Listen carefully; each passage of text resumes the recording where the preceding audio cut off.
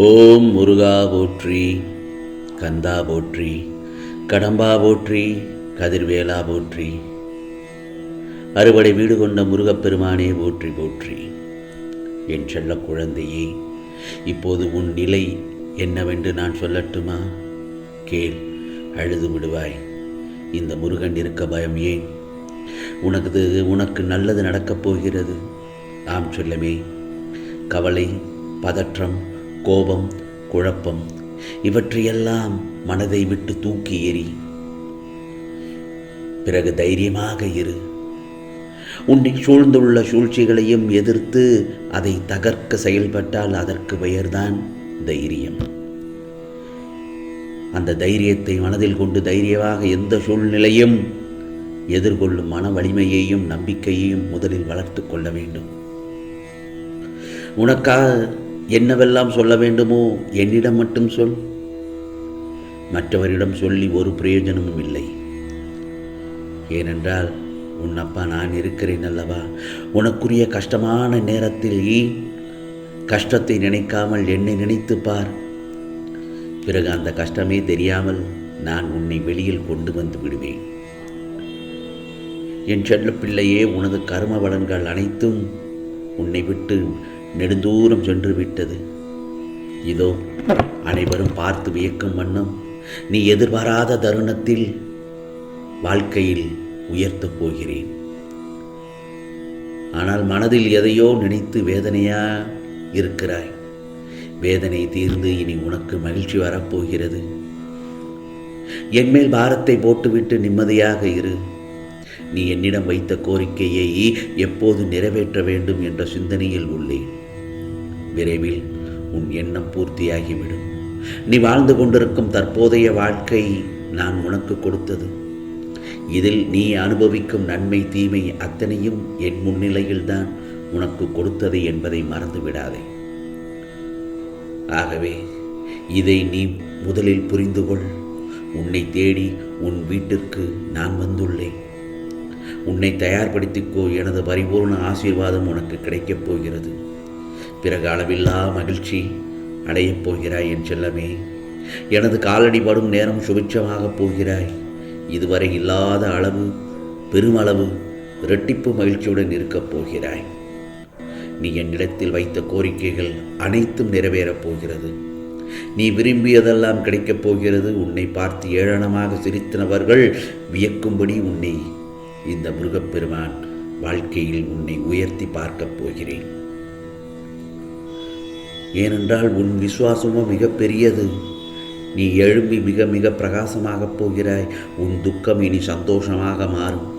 நீ விரும்பியபடி இனி உனக்கு எல்லாம் நல்லதாகத்தான் நடக்கும். ஏனென்றால் நான் உன்னோடு தான் இருக்கிறேனே. உனக்கு தீங்கு செய்யும்படி இனி ஒருவரும் இந்த பிரபஞ்சத்தில் இருக்கப் போவதில்லை. இனி உனக்கு வாழ்க்கையில் மகிழ்ச்சி மட்டும்தான். உனக்கு துணை புரிய மிக மிக முக்கியமான விஷயம் என்ன தெரியுமா? இந்த நேரம் உன் துணையை நினைத்து அழுது கொண்டிருக்கிறாய். இதோ உடனடியாக உன் துணை வந்து உனக்கு ஆறுதல் சொல்லும்படியாக இந்த நாள் அமையப் போகிறது. கவலைப்படாதே. ஆம் செல்லமே, சோதனையில் வரும், துக்கங்களும் வரும். அதனால் நீ எப்பொழுதும் துவண்டு போகக்கூடாது. கலங்காதே. நிச்சயம் ஒரு நாள் விடியும். என்னுடைய அறிவுரையை மட்டும் கேட்டு நடந்தாலே எந்த தருணத்திலும் அற்புதம் நடக்கும். நான் சொல்லும் இந்த பதிவை கேட்கும் நேரத்தில் நிச்சயமாக உனக்கு நல்லது நடக்கப் பெறுவாய். நடக்கும், நம்பு. வாழ்க்கையில் வேகமாக முன்னேற முடியவில்லை என்று வருத்தப்படாதே. பின்வாங்காமல், அதாவது முன்வைத்த காலை பின்வைக்காமல் சென்று கொண்டிருக்கிறோமே என்று சந்தோஷப்படு. பிறர் ரசிக்க வாழ்வதை விட உன் மனம் உன்னை ரசிக்க வாழ்வதுதான் மகிழ்ச்சியை தரும். சோதனைகள் வலிமை சேர்க்கும். தோல்விகளோ அடக்கத்தை போதிக்கும். முயற்சிகள் ஊக்கத்தை அளிக்கும். சோதனைகளை கடந்து தோல்விகளை சகித்து முயற்சிகளை தொடர்ந்தால் வெற்றியின் சந்தோஷம் நிச்சயமாக கிடைக்கும். சில நேரங்களில் நீ யோசிக்கலாம், நான் தனிமையாக இருக்கிறேன் என்று. அதுதான் உனக்கு தனிமைகள் கிடைப்பது உன்னை பற்றி தெரிந்து கொள்வதற்காகத்தான். அதே நேரத்தில் தவறுகளும் நடப்பது உன்னை நீயே திருத்திக் கொள்ளத்தான். முயற்சிகள் எடுப்பதோ உன்னை நீயே முன்னேற்றிக் கொள்ள. சாதனைகள் புரிய விரும்புவனுக்கு தடைகள் கூட படிக்கட்டுகளாக மாறும். ஆகவே நீ எடுத்து வைக்கும் ஒவ்வொரு அடியும் தன்னம்பிக்கை உடையதாக இருக்க வேண்டும். இனி உனக்கு உன் வாழ்வில் நல்ல மாற்றங்கள் துவங்கும். வாழ்க்கையில் எந்த பிரச்சனை வந்தாலும் அதனை தனியாக சமாளிக்க கற்றுக்கொள். நிச்சயம் அதில் நீ வெற்றி அடைவாய் என் செல்லமே. நான் இருக்கும் பட்சத்தில் நீ ஏன் கவலைப்படுகிறாய்? யாம் இருக்க பயமே. உன்னை நான் எந்த ஒரு நொடி பொழுதும் கைவிட மாட்டேன். ஏனென்றால் உன்னுடன் தானே இருக்கிறேன். உன்னை தாக்குவதற்கு யார் நினைத்தாலும் அவை அனைத்தும் என்னை வந்து சேரும். துணிந்து நில். இதோ உனக்குரிய கஷ்டமான நேரத்தில் கஷ்டத்தை நினைக்காமல் என்னை நினைத்துப்பார். அந்த கஷ்டமே தெரியாமல் நான் உன்னை வெளியில் கொண்டு வந்து விடுவேன். ஆம் செல்லமே. ஆகவே எந்த ஒரு தருணத்திலும் உன் மனதை முழு பக்குவத்துடன் நீ இருக்க கற்றுக்கொண்டால் எந்த துன்பமும் உன்னை நெருங்காது.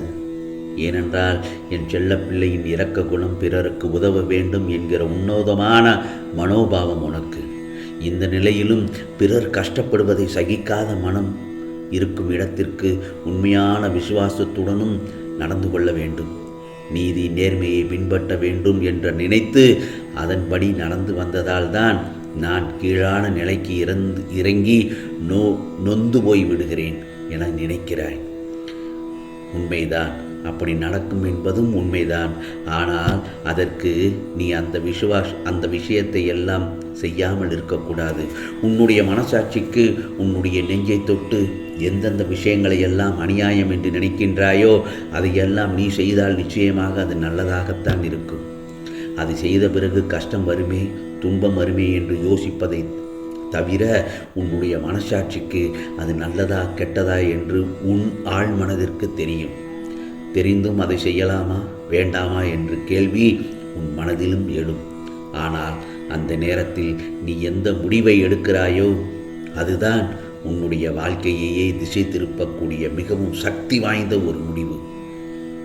அனைவரும் இந்த இடத்தில் தான் தவறுகிறீர்களே தவிர மற்ற அனைத்து இடத்திலும் மிகவும் சரியாக தங்களுடைய வாழ்க்கையை சரியாகத்தான் வாழ்ந்து கொண்டிருக்கிறீர்கள். ஆகவே வாழ்க்கை வாழ்வது என்பது வேறு, வாழ்க்கை வாழ்வது என்பது வேறு, முடிவு எடுப்பது என்பது வேறு. யார் வேண்டுமானாலும் வாழ்க்கையை வாழ்ந்து விடலாம். ஆனால் முடிவு எடுப்பது என்பது மிகவும் கடினமான விஷயம்.